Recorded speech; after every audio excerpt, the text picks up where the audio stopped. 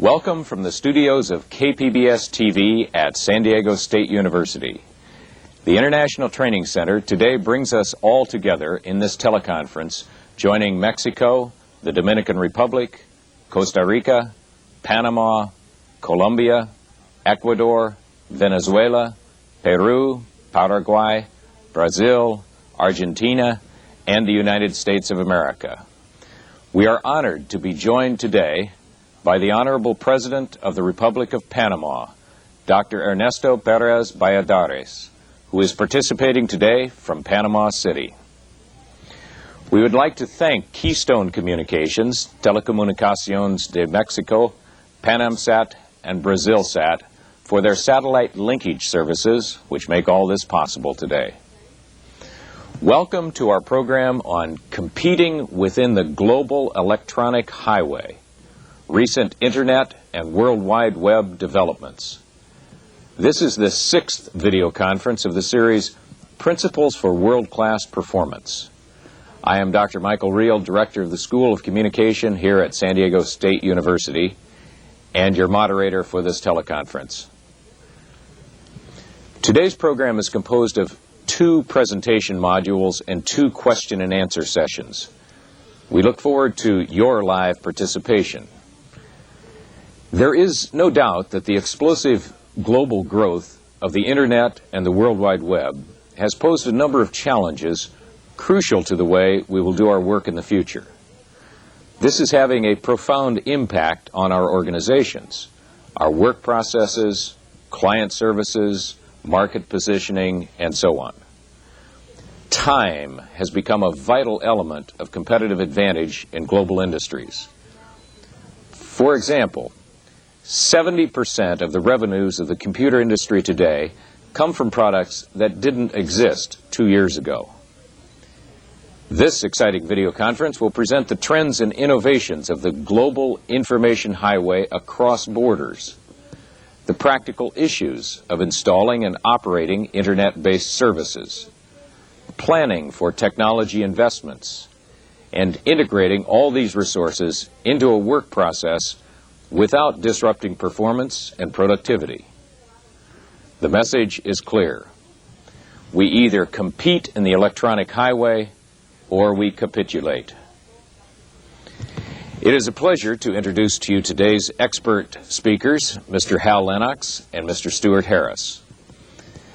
Mr. Lenox has 20 years of experience in the telecommunications industry, including video, voice, and data networking.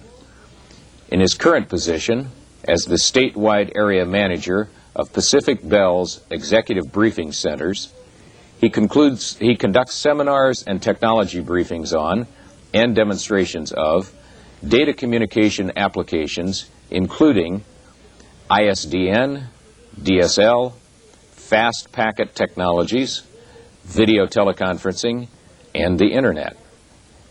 Mr. Lenox holds an MBA from San Diego State University and has served as an adjunct faculty member in the Department of Business at San Diego Mesa College for the past 11 years.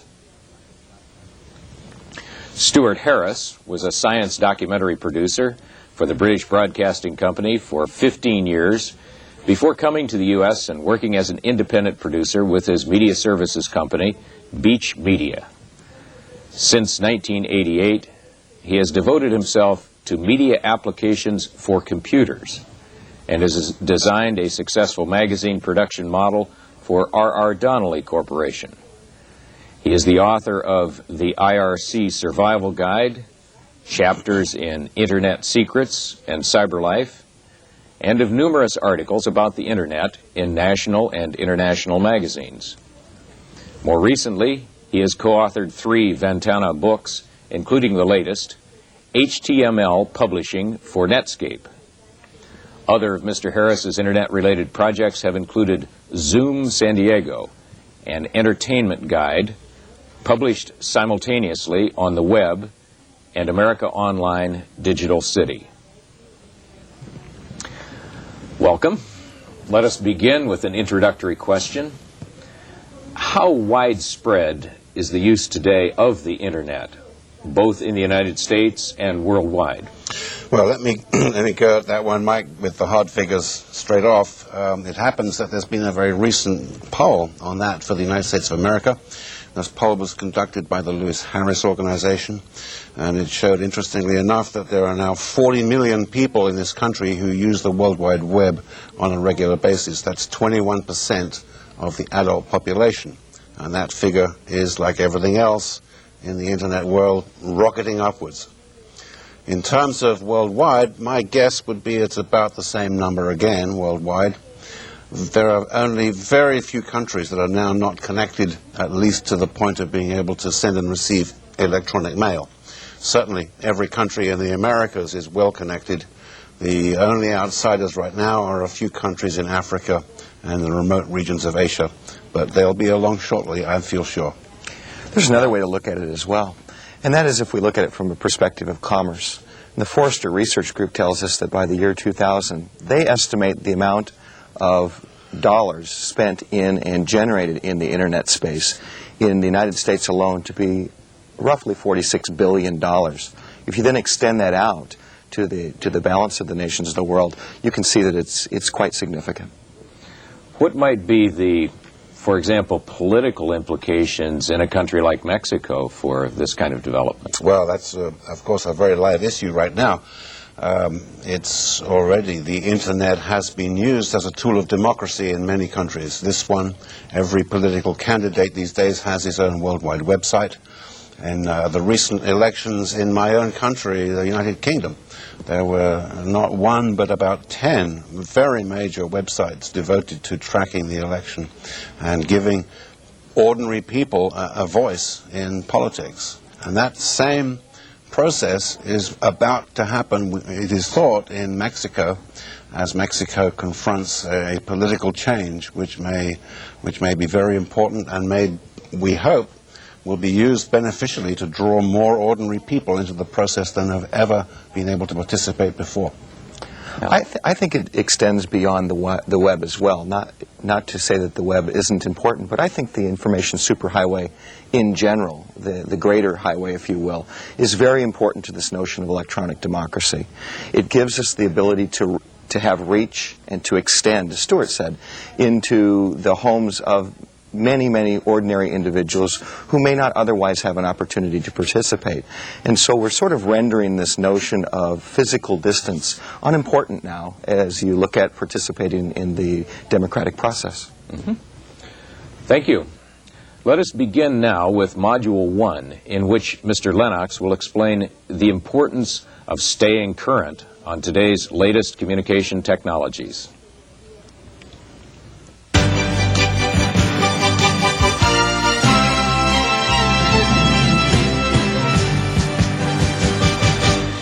If one reflects for a moment on this meeting, it is difficult not to be impressed. Think of what we're doing, meeting virtually this morning, macro regions apart, and yet we come together electronically as though we occupy the same conference room, all because of our ability to move bits. If we were to travel back in time only a few years, who would have imagined such ready access to this capability? The title of my remarks today was supposed to be Competing Within the Global Electronic Highway, Recent Internet and World Wide Web Developments. But with your permission, I would like to alter the second half of the title and our focus with it, and call it instead, Observations from the Infobahn. In addition to 20 years in the telecommunications industry, I have the pleasure of teaching in both the business and telecommunications disciplines. And it is from those two perspectives that I will approach our time together this morning. As I thought about this presentation, one theme continued to resonate for me as an appropriate foundation: convergence. The American Heritage Dictionary defines convergence as to tend or move towards a common conclusion or result.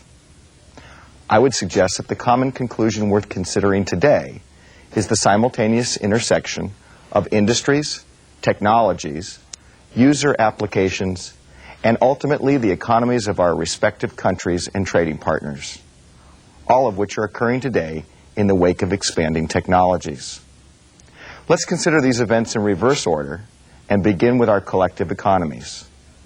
NAFTA, Mercosur, the Latin American Integration Association, the EU. Each represents the commitment of nations to interregional trade and cooperation. And the glue that makes it possible? Information, and the ability to move it quickly at a reasonable cost.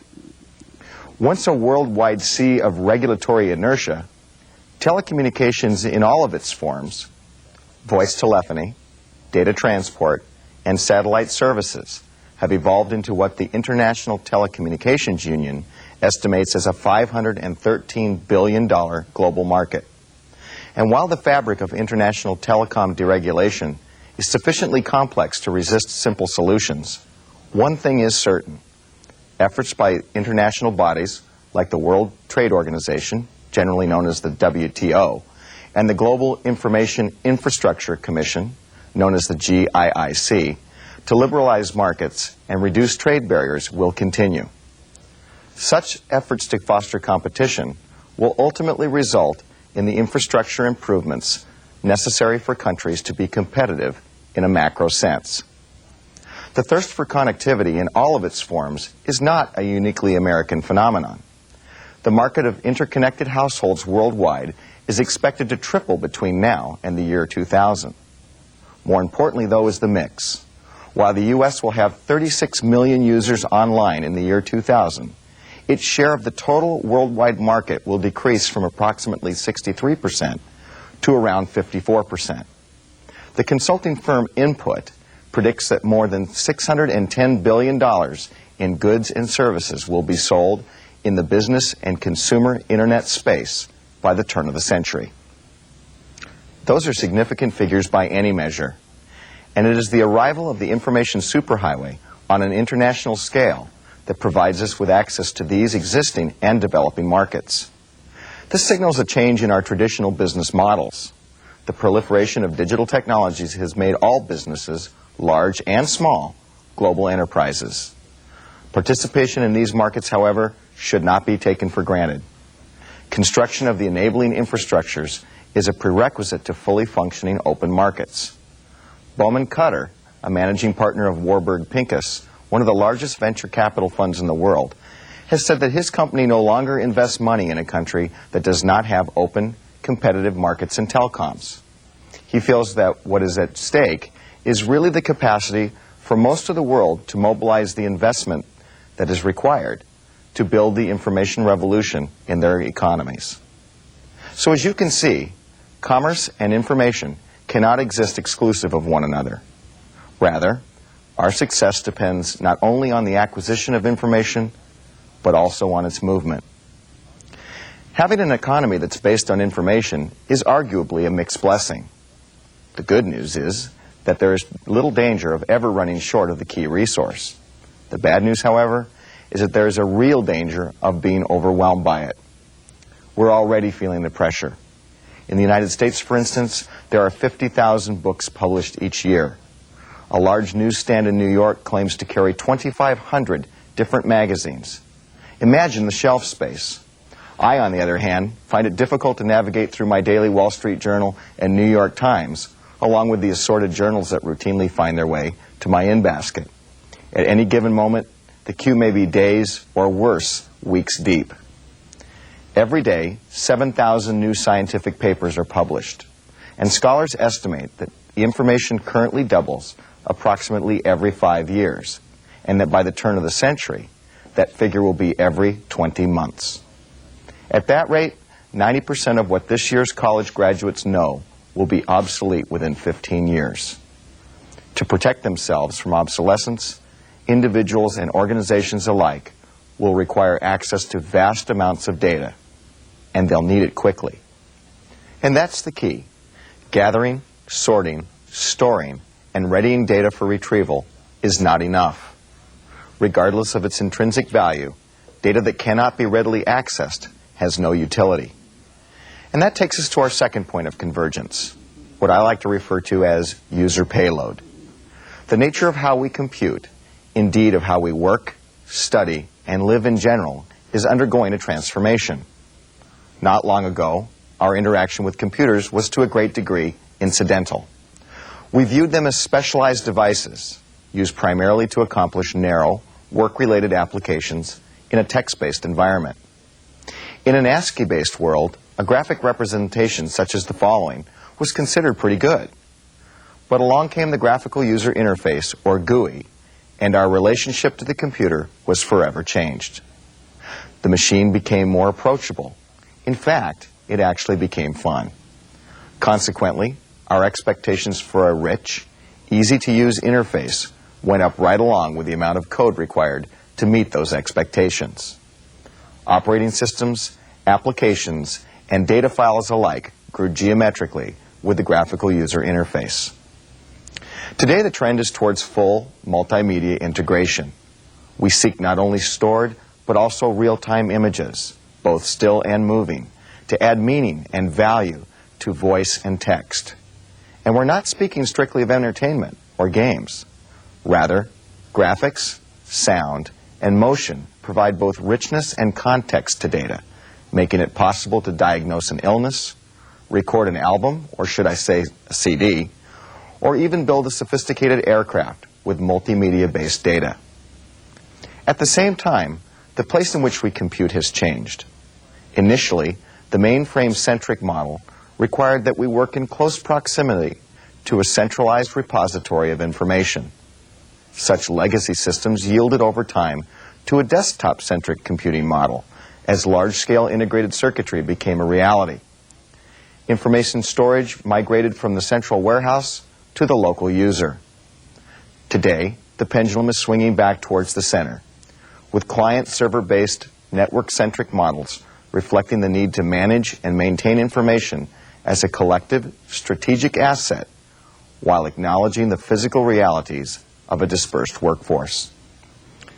According to a data communications survey, worldwide spending for networking products in 1996 exceeded $100 billion, up 21% from 1995. The same study predicts a 24% growth rate year over year in 1997. The growth of Java applications and the continued development of network computers further serve to illustrate this phenomenon. The implication of such a reality is clear. In order to move the quantities of data assumed by this environment, organizations must have ready access to significant amounts of bandwidth. The graphic you're seeing now is based on estimates published by Synoptics Corporation. There probably aren't any surprises in what it says. As we just noted, simple text-based computing models have indeed yielded to a complex, bandwidth-dependent, wide-area networking paradigm. The applications, and therefore the opportunities for economic benefit, are many.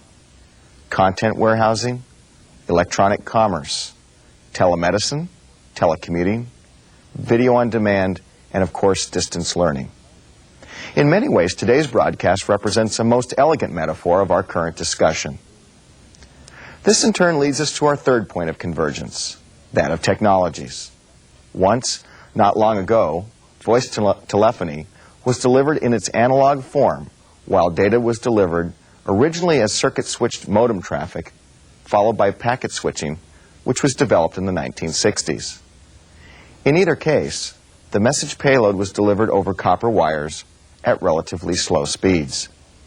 Video transmission was not even a possibility on the telephone network until compression technology was commercialized in around 1986. Today, telephone traffic of all types travels digitally, end-to-end, over a variety of physical mediums, employing a myriad of technologies and protocols. Physically, the information superhighway will run along a vast range of delivery technologies, including twisted pair, coaxial cable, microwave, satellite, radio, and even fiber optic glass. The choice of transport medium will be, to a great extent, a matter of economic practicality. In the United States, for instance, The size of the twisted pair infrastructure makes it unlikely that its replacement will be complete for decades. Instead, industries will seek to exploit their comparative advantage on a platform-by-platform basis. The backbone will most certainly be fiber, while end-user connections will vary based upon application. Integrated Services Digital Network, or ISDN, uses time division multiplexing to create two logical 64 kilobit channels. This multiplexing scheme creates two alternating time slots, or B channels, which are sampled every 125 milliseconds. Each B channel can be used to send a combination of voice, data, or video. ISDN is symmetric in nature. This means that the available bandwidth in the circuit is the same, whether the data is traveling towards or away from the host.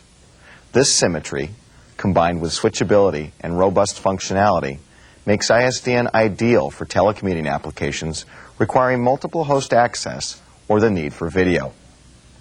Digital Subscriber Loop, or DSL, is emerging as a technology to generate even greater data transport speeds from existing twisted pair copper plant.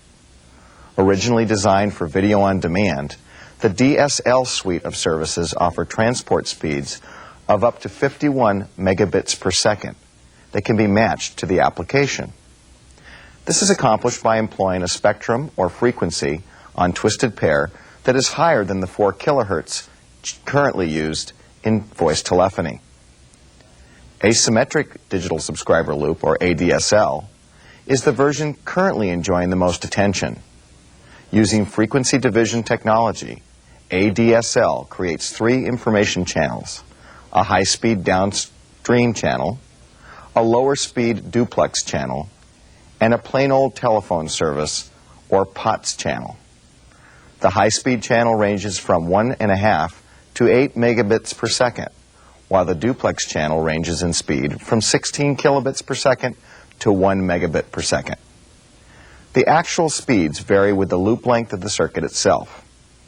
ADSL is ideally suited to high-speed, non-switched, remote access applications, such as internet access, branch office interconnection, telecommuting, and video on demand. Other versions of the service include a symmetric time division form of the technology referred to as HDSL. That is well suited not only to internet and wide area networking, but also video conferencing. In addition, a very high-speed version of the service known as VDSL will feature downstream speeds of up to 51 megabits per second, making it ideally suited for consumer video-on-demand applications. Finally, variations on the Digital Subscriber Loop platform, known as SDSL and RADSL, are in development. Both of these technologies use line codes similar to the asymmetric version to provide symmetric services for video and transparent network applications. Both of these technologies support simultaneous plain old phone service. Direct broadcast satellite provides the potential for unidirectional, high bandwidth access. Manufacturers advertise downloading speeds of up to 400 kilobits per second. Uploading must be done using a telephone line, with modem speed being the limiting factor. Satellite services appear well suited for the batch broadcasting of graphics and multimedia-intensive files to geographically dispersed remote offices, or where the placement of physical facilities is cost prohibitive. Asynchronous transfer mode, or ATM, is a connection-oriented international standard for cell-based switching. ATM provides the user the ability to mix multiple payload types, voice, data, video, and image, together on a single transport media at speeds of up to 622 megabits per second, with a guaranteed quality of service. Latency, or delay, is dealt with on a per-cell basis based upon contents, thus ensuring that constant bitrate applications are delivered ahead of those more delay tolerant. As such, the service is application transparent, combining the best of both the packet and circuit switching environments. In the corporate environment, ATM will help solve the concurrent issues of explosive traffic growth and real-time applications, including multicast video and work group collaboration. In many places today, physicians no longer have to drive hours to reach remote patients. Instead, using ATM, physicians can consult and diagnose by transmitting and reviewing an array of images and patient telemetry without leaving their office. This technology offers the opportunity for healthcare providers to save millions of dollars annually while offering lower costs and improved levels of care to the patient. Are these technologies found exclusively in the U.S.? Certainly not. Chile is already fully digital and has deployed a nationwide ATM network consisting of 5 high-capacity ATM switches, 9 lower-capacity switches, 32 routers, and an investment of approximately $6 million, with an additional $6 million for network expansion planned. Mexico and Colombia are but a couple of additional countries in the process of installing nationwide ATM or frame relay networks. The digitization of payloads is fueling not only the number of available transport options, but also the convergence of the industries providing them. There are abundant examples of the consolidation of communications, computing, and entertainment, and merger and acquisition activity is likely to continue at a brisk pace. For example, the blending of cable and telephone services is already well underway in Australia, Chile, the UK, and Russia. A recent survey conducted by Broadview Associates suggests that technology convergence will be a leading catalyst for merger and acquisition activity in the United States and Europe, with the Internet following closely. The same survey suggests that the industries most likely to pursue such activities are media, software products and services, and telecommunications. Such consolidations and strategic partnerships have already demonstrated a distinctly international flavor, as evidenced by Southwestern Bell Corporation's partnership with Telmex and British Telecom's acquisition of MCI. The simultaneous influences of deregulation and new technologies are certain to sustain the current trend. The result? A growing stream of bandwidth to sate a seemingly unquenchable thirst. Which technology will prevail? Depending on your perspective, the answer is either many or none. You see, as we have already discussed, different applications suggest different ranges of solutions. That is why my company has branded its entire family of data communications and video products and services Fast Track. This is more than simply a branding gimmick. Instead, it suggests that whether your needs include ISDN, ATM, or a combination of those and other services, Pacific Bell is committed to the philosophy of a seamless, per-application delivery of diverse technologies in a way that maximizes the efficiency of the customer's enterprise. Other industry participants